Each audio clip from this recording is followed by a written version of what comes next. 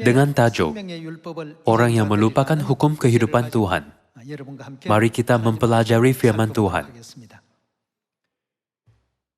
Apabila kita melihat sejarah Taman Eden, dosa Adam dan Hawa boleh dikatakan bermula apabila mereka melupakan hukum Tuhan. Sama ada itu godaan atau hal-hal fiskal lain.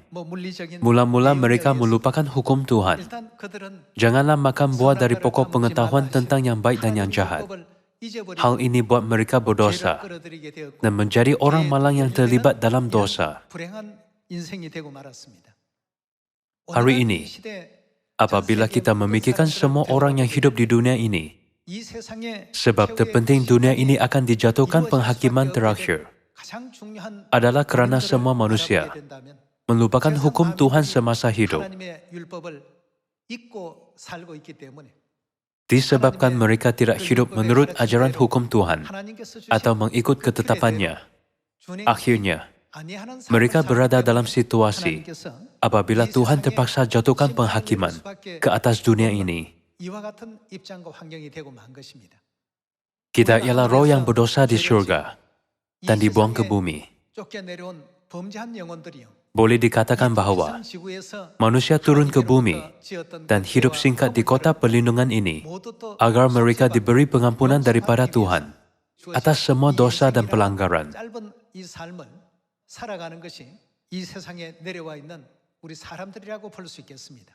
Jadi, yang penting janganlah kita melupakan ketetapan, peraturan, dan hukum Tuhan.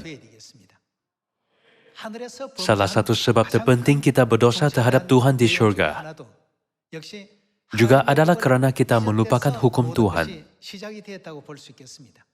Di perkampungan global, kini ada banyak gereja seperti pasir di laut, dan banyak orang berkata bahawa mereka percaya Tuhan, namun mereka sudah lupa hukum Tuhan semasa hidup.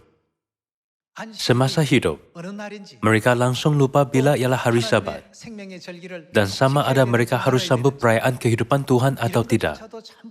Jadi Nabi Yesaya bernubuat bahawa Tuhan akan menanduskan bumi dan menghancurkannya, membalikkan permukaannya, kerana manusia sudah lupa perjanjian abadi Tuhan, ketetapan, peraturan, dan hukumnya.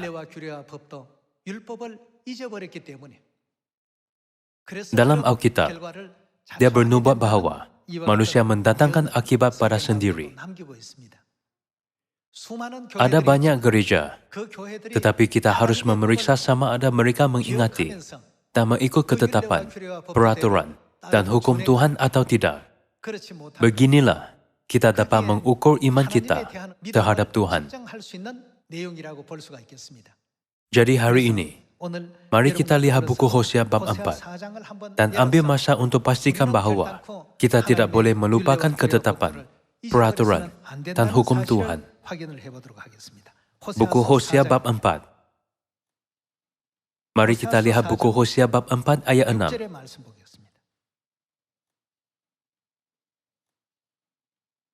Bab 4 ayat 6 tertulis, Umatku binasa karena tidak mengenal Tuhan, karena engkaulah yang menolak pengenalan itu. Maka aku menolak engkau menjadi imamku, dan karena engkau melupakan apa? Hukum Tuhanmu. Maka aku juga akan melupakan anak-anakmu. Makin bertambah banyak mereka, makin berdosa mereka kepadaku. Kemuliaan mereka akan kutukar dengan kehinaan. Hosea bab 4 ayat 6 tertulis bahawa mereka melupakan hukum Tuhan. Kini, banyak orang di seluruh dunia menjalani kehidupan sambil melupakan hukum Tuhan. Adakah ibadah hari Ahad hukum Tuhan? Adakah Christmas hukum Tuhan? Mereka tidak dapat membezakannya. Semua hukum kehidupan yang diberi oleh Tuhan telah musnah dan semua telah dilupa. Inilah keadaan semasa manusia. Jadi mereka berada dalam situasi yang menyedihkan. Iman mereka tidak boleh dikatakan benar. Mari kita lihat buku Ulangan, bab 8. Buku Ulangan bab 8. 신명기서 8장. Mari kita lihat permintaan Tuhan yang berseru kepada kita agar jangan melupakan firman, ketetapan, peraturan, dan hukumnya. Buku Ulangan bab 8 ayat 11. Hati-hatilah supaya apa? Jangan engkau melupakan Tuhan, Tuhanmu, dengan tidak berpegang pada perintah, peraturan, dan ketetapannya yang ku sampaikan kepadamu pada hari ini. Secara ringkas, perintah, peraturan, dan ketetapan Tuhan ialah hukum Tuhan. Alkitab suruh kita selalu berhati-hati, jangan gagal mematuhi hukum Tuhan, agar kita tidak melupakan Tuhan. Ini kerana Alkitab sudah bernubuat bahawa akibat yang tidak baik akan menyusul jika kita melupakan Tuhan dan tidak mematuhi hukumnya. Tuhan menetapkan ketetapan, peraturan, dan hukumnya untuk memberkati kita. Namun, kini banyak gereja di sekeliling kita melupakan hari Sabat, Paskah, dan perayaan Pondok Daun. Sebaliknya, mereka sesuka hati menyambut ibadah hari Ahad, Christmas, dan perayaan-perayaan buatan manusia. Jadi apabila kita melihat sejarah nenek moyang iman kita Daud, saat kematiannya sudah dekat, jadi dia berpesan kepada anaknya Salomo. Dia juga berkata, janganlah sekali-kali melupakan hukum Tuhan. Itulah bapa dia meninggalkan wasiatnya. Bapa itu tertulis dalam buku 1 Raja-Raja bab 2. Selain itu, apabila Musa menyerahkan Yosua semua kekuasaan untuk memimpin umat Israel, dia juga berpesan, janganlah melupakan hukum Tuhan.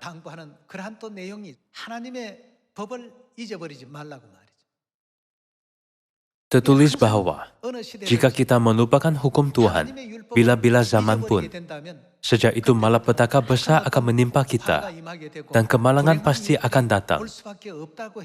Mari buka buku Ulangan bab 28 dan ketahui lebih lanjut tentang hal ini. Buku Ulangan bab 28.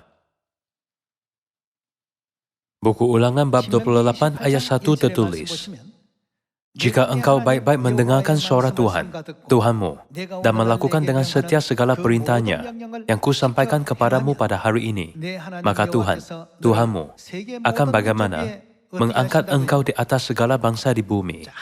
Jika kita mematuhi hukum dan peraturan Tuhan sepenuhnya, serta mengikut semua perintah Tuhan, Dia akan mengangkat kita di atas semua bangsa di bumi.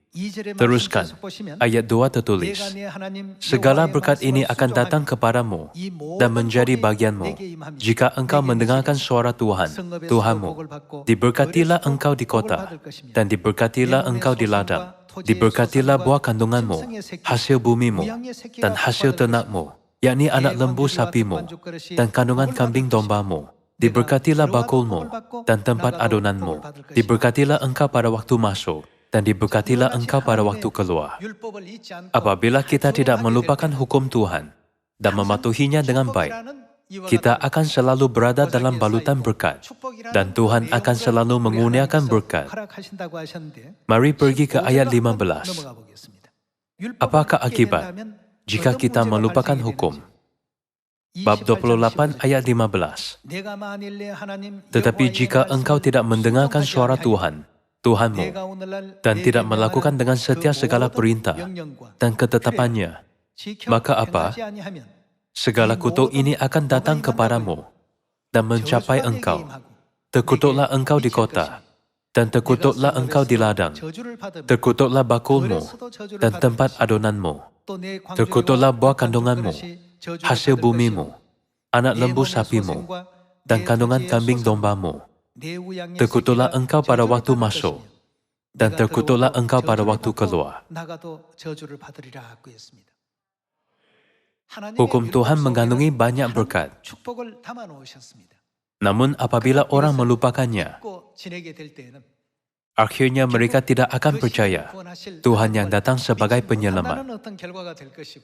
Terkutuklah engkau pada waktu masuk, dan terkutuklah engkau pada waktu keluar.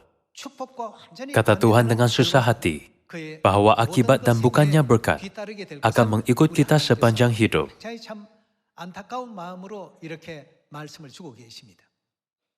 Namun, kini apabila kita melihat perkampungan global, walaupun ada 8 bilion manusia hidup di bumi, hanya beberapa orang ingat dan mematuhi hukum Tuhan. Hal ini sudah diramalkan dalam buku Matius bab 7. Berbanding dengan 8 bilion penduduk dunia, jumlah mereka memang adalah sedikit. Sebab itulah Alkitab mengajar, sesatlah pintu, dan sempitlah jalan yang menuju ke kehidupan, dan sedikit orang yang mendapatinya. Dan menyediakan kita, lebarlah pintu, dan luaslah jalan yang menuju kepada kebinasaan, dan banyak orang yang masuk melaluinya. Hari ini, kita dapat memastikan akibat orang yang melupakan hukum Tuhan dan orang yang mengingatinya dengan membaca buku Ulangan bab 28.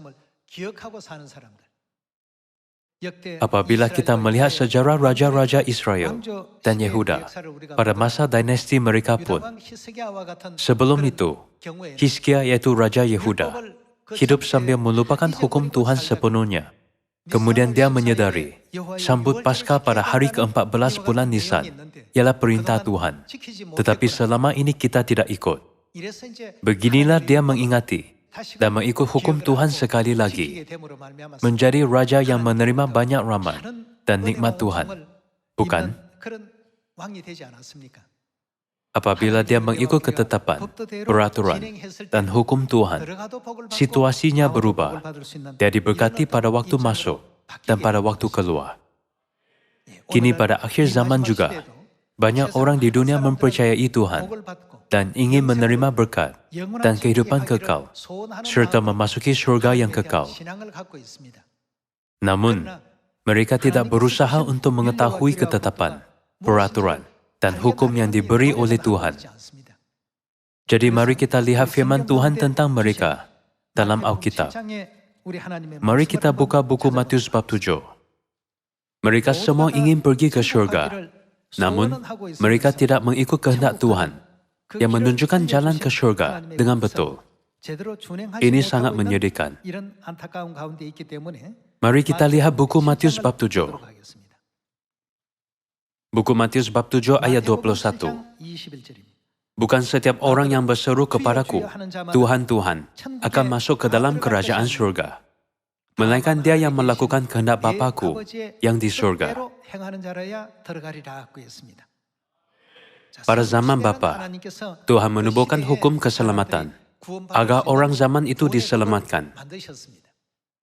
Pada zaman anak, Tuhan mengisytiharkan hukum keselamatan agar orang zaman itu diselamatkan. Zaman yang kini kita hidup bukanlah zaman Bapa atau zaman anak, tetapi zaman Roh Kudus. Pada zaman Roh Kudus, Tuhan datang ke bumi ini untuk memulihkan dan mengisytiharkan kebenaran perjanjian baru. Dia harap kita mematuhi dan mengikut ketetapan, peraturan, serta hukumnya. Buku Matius bab 7 tertulis bahawa orang yang buat kehendak Bapa akan masuk ke surga. Di manakah kehendak Bapa dipahat? Pada setiap zaman, Tuhan memahatkan kehendaknya dalam hukum. Teruskan melihat firman dalam bab 7, ayat 21. Bukan setiap orang yang berseru kepadaku, Tuhan, Tuhan, akan masuk ke dalam kerajaan surga, melainkan dia yang melakukan kehendak Bapa-Ku yang di surga. Pada hari terakhir, banyak orang akan berseru kepadaku, Tuhan, Tuhan, bukankah kami bernubuat demi namamu dan mengusir setan demi namamu dan mengadakan banyak mujizat demi namamu juga? Pada waktu itulah aku akan berterus terang kepada mereka dan berkata, Enyalah daripadaku, kamu sekalian. Mereka buat apa? Mungkar. Maksudnya, adakah mereka mematuhi hukum Tuhan? Mungkar bermaksud tidak ikut. Enyalah daripadaku, kamu sekalian apa? Yang mungkar. Akhirnya, syurga yang kekal akan diberi kepada orang yang mematuhi ketetapan, peraturan, dan hukum Tuhan, yang percaya bahwa Tuhanlah yang menubuhkan semuanya itu. Kalau begitu, mengenai hukum hari Sabat yang kita sambut hari ini, bagaimanakah Tuhan mengatakannya dalam 10 hukum di buku Keluaran bab 20? Dia berkata apa tentang hari Sabat? Adakah tertulis, lupakanlah, tidak sambut pun tidak apa. Dia berkata, ingatlah hari Sabat. Maksudnya jangan lupa, bukan? Ingatlah dan kuduskanlah hari Sabat. Inilah firman Tuhan dalam buku Keluaran bab 20 ayat 8. Melalui ini saja, kita dapat memastikan sama ada seluruh dunia sudah melupakan atau mengingati hukum Tuhan dengan betul. Bukan? Bagaimana? Adakah mereka sudah lupa atau ingat? Mereka tidak ingat apa-apa, bahkan hari Sabat pun. Semuanya sudah dilupa. Jadi, hal itu adalah sama seperti zaman Raja Yosia dan Raja Hizkia. Apabila orang tidak mengingati hukum Tuhan, mereka menyembah apa? Mereka menyembah pelbagai jenis berhala. Mereka menyembah pelbagai jenis roh-roh jahat, sambil salah paham bahwa mereka sedang menyembah Tuhan. Kini, ada banyak gereja di sekeliling kita. Walaupun mereka berkata bahwa mereka percaya Tuhan, adakah mereka ikut ketetapan, peraturan, dan hukum yang ditubuhkan Tuhan? Mereka sudah lupa semua ketetapan, peraturan, dan hukum Tuhan. Mereka tidak ingat satu pun. Jadi Tuhan berkata akan menghakimi dunia dengan hukumnya pada hari penghakiman. Mari kita buka ke buku 2 Tesalonika, bab 1. Bab 1 ayat 7. Buku 2 Tesalonika, bab 1 ayat 7 tertulis, dan untuk memberikan kelegaan kepada kamu yang ditindas, dan juga kepada kami, pada waktu Tuhan Yesus, dari dalam surga menyatakan dirinya, bersama-sama dengan malaikat-malaikatnya, dalam kuasanya, di dalam api yang bernyala-nyala. Bilakah dia muncul dalam api yang bernyala-nyala?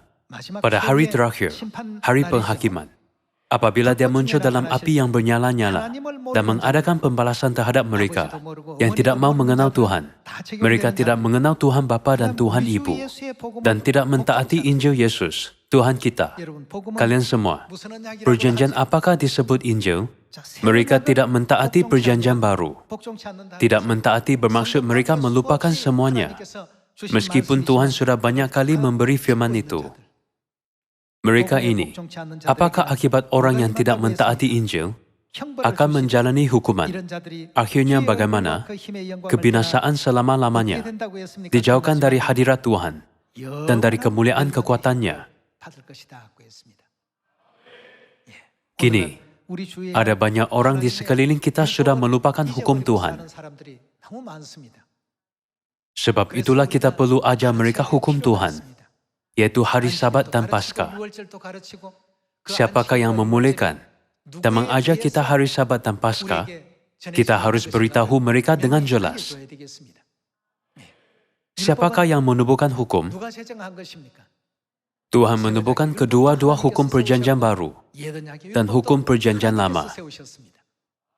Jadi, bagaimanakah mereka melayani Tuhan yang menubuhkan hukum jika mereka tidak ikut hukum?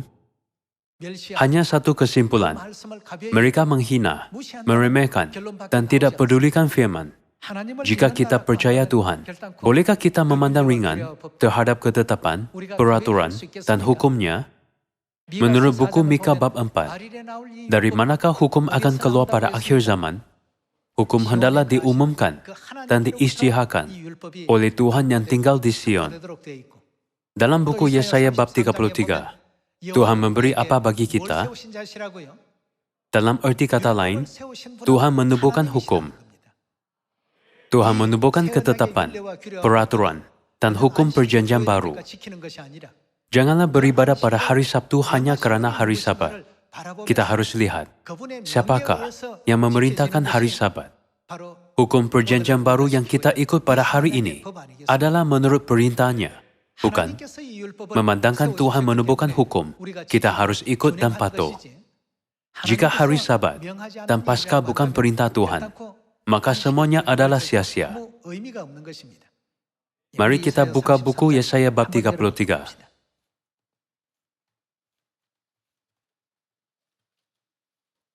Kita melihat buku Yesaya bab 33, ayat 20. Pandanglah Sion, kota pertemuan raya kita. Matamu akan melihat Yerusalem, tempat kediaman yang aman, kemah yang tidak berpindah-pindah, yang patutnya tidak dicabut, untuk seterusnya, dan semua talinya tidak akan putus. Di situ, yaitu Sion, kita akan melihat betapa mulia Tuhan kita, seperti tempat yang penuh sungai dan aliran yang lebar. Perahu dayung tidak melaluinya, dan kapal besar tidak menyeberanginya, sebab Tuhan ialah hakim kita. Tuhan ialah yang memberi apa? Hukum bagi kita.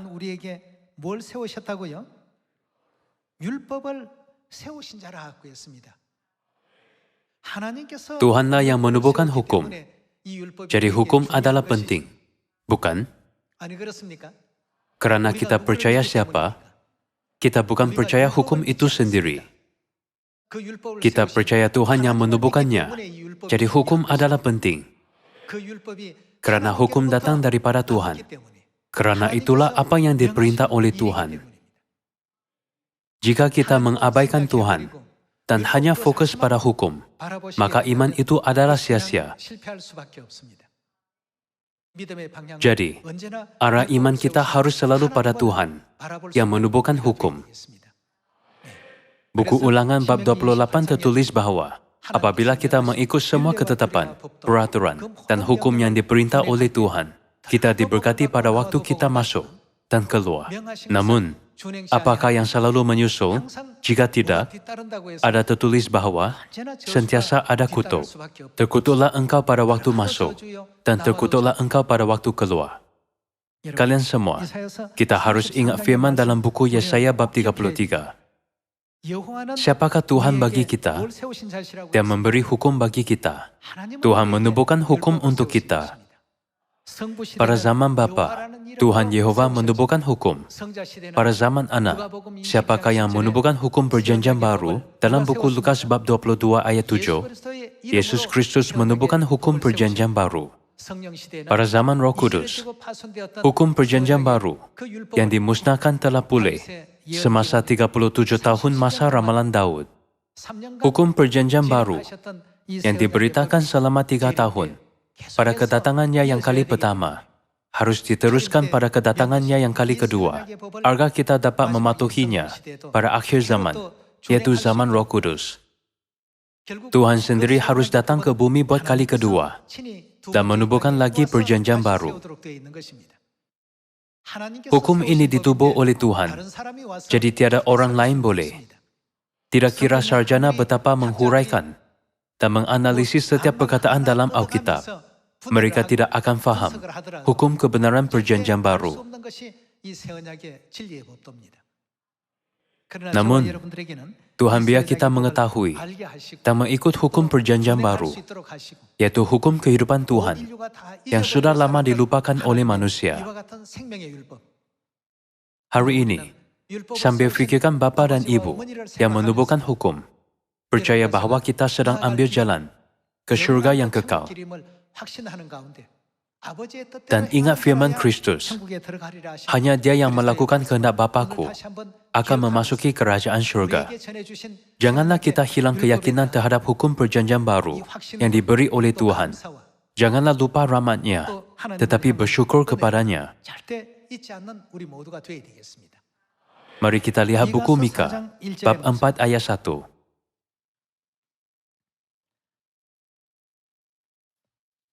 Bab 4 ayat 1 tertulis, akan terjadi pada hari-hari yang terakhir, maksudnya kini zaman Roh Kudus.